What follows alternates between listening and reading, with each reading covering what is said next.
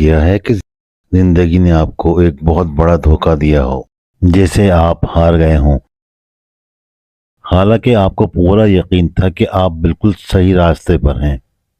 بالکل یہی حال بہت سے ابتدائی مسلمانوں کا ہوا تھا جب معاہدہ حدیبیہ کے نام سے مشہور واقعہ پیش آیا۔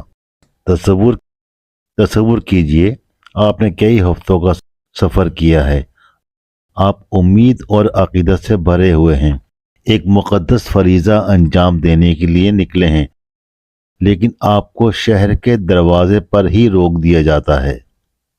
آپ کو بتایا جاتا ہے کہ آپ داخل نہیں ہو سکتے، اس سال نہیں، آپ کو واپس جانا ہوگا۔ بہت سے لوگوں کے لیے یہ ایک کچل دینے والی اور ذلت آمیز شکست تھی۔ وہ پوشیدہ فتح نہیں دیکھ پائے جو افق کے بالکل اس پار موجود تھی۔ اس لمحے کی اہمیت کو صحیح معنوں میں سمجھنے کے لیے ہمیں تھوڑا پیچھے ہٹنا ہوگا۔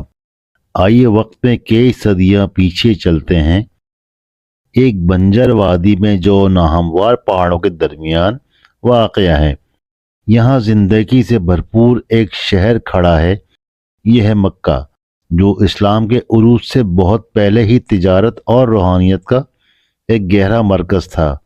تصور کریں، بڑے بڑے قافلے جن پر چمکدار ریشم، غیر ملکی مصالحے اور خوشبودار لبان لدا ہوا ہے، وسیع عرب صحرا کو عبور کر رہے ہیں، اور یہ سب اسی ہلچل والے